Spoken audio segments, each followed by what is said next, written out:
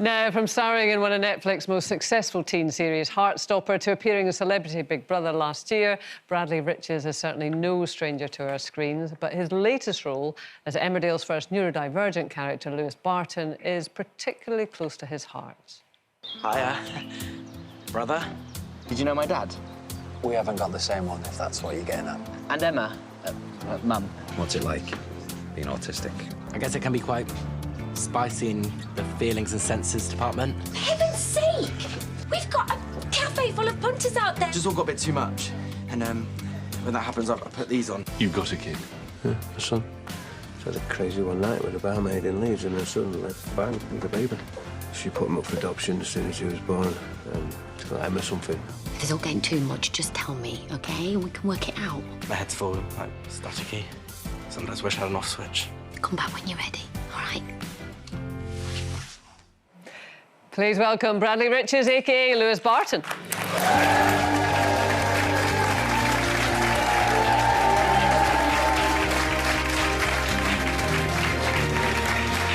Oh, got any fella?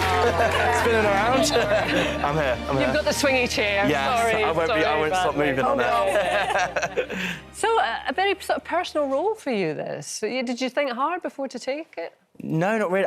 When I found out Lewis was an autistic character, it was everything I do, every job I'd take, I've always wanted to, like, kind of fly the flag for the community I'm a part of, like, be it the queer community or the autistic community. So when I found out, you know, Lewis was a double, you know, gay and autistic, I was like, get in there. So, yeah, I've always wanted to tell stories, autistic stories, especially positive ones. Like, yeah. The beauty about Lewis is just he's autistic, but he's got this job. He has people skills. He can do all these things, which is very close to what I am as well. But also shows his experience with his struggles and his barriers. So, yeah, I didn't take much time to think. I was like, get me on that. And how fabulous for the Emmerdale team, the scriptwriters, to have you, because you've got so much personal knowledge and experience that you must have really informed the role, yeah? Yeah, definitely. I think they're such an amazing team at Emmerdale. So when they said the storyline, especially with the one that's out right now with Lewis masking and his burnout, they asked me, like, how would Bradley say this to make it as authentic as possible? As well as asking me things like, what does it actually feel like to be burnt out? What does it feel like to mask? And all these different things. So they've been absolutely amazing. And the scripts that I received, like, with the storyline that's just happened, it felt like I have said those words before, so it felt very yeah, because, I mean, as you know, autism is on a spectrum. Where would you say you sit on the spectrum, and in terms of what things in your life would you say make you neurodivergent compared to, say, anyone else? Yeah, definitely. I think, yeah, obviously it's spectrum. So with me, for example, especially with my childhood, I didn't use words as a form of communication until I was 10. So how did you communicate? Through, like, sounds, movement, like, communication cards. So, like, for example, if my shoes weren't feeling right, I would have a card, I'd slap it to communicate with my parents. And my parents were amazing. I think when you get diagnosed, I got diagnosed when I was 9, when you get diagnosed, they often give you a booklet, and it's like you said, it's a spectrum, so this booklet might be amazing for one person, but it's not amazing for all people. So with my parents... Why did it take so long to get a diagnosis, if you don't mind me asking? Because to be non-verbal up to 9 would make you think, OK, we need to go and get some sort of, you know, 100%. Test or... Well, it's the waiting list. It's all these different things. And, gosh. And if you don't go through a waiting list, you go private, and obviously not everyone has that sort of money just lying around. No. So you had to wait that long for... Yeah, for most of my childhood, which is amazing. Not amazing, I was say it's amazing, but which was very hard. But, like, without my parents and, like, my family's encouragement and stuff like that, they kind of made their own booklet, and we made our own ways of communicating, we made our own...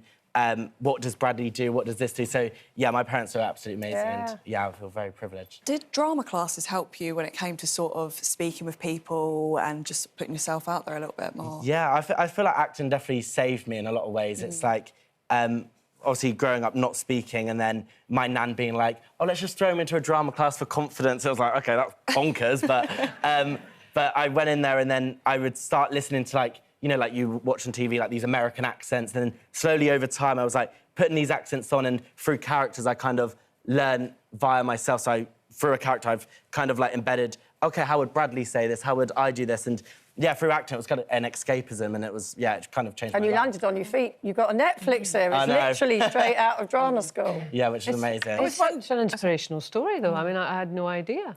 Yeah, I love the fact that when I read your notes before, you said that when you did start speaking, you've never shut up since. No, yeah, Which I do like that. But I just wondered, I mean, working on a set, having worked with them and in soap, and the pace is so fast, and they're very loud, they're very noisy, very chaotic places.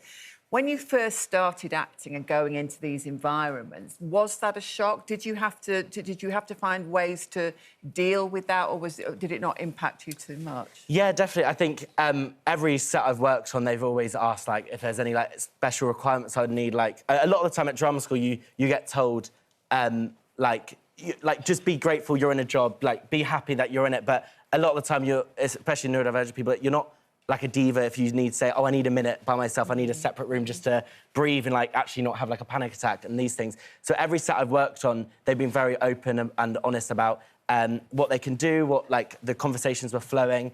So yeah, I feel like there's definitely like things in place for me to make sure my experience is as positive as it can be. Like obviously you said it's loud and scary, but a lot, like when you have a support network there, it makes everything so much easier.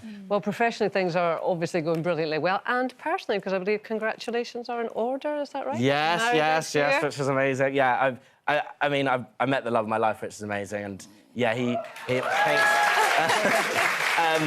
And yeah, he gets me, and we compliment each other, and I mean, it was the easiest yes I've ever done. Oh, Bradley, what a pleasure to have you here. Bradley you. Riches, everyone. Thanks so much. Yeah. Were you listening to that, Grace? Were you listening? That was beautiful. Yeah. Ella better take notes.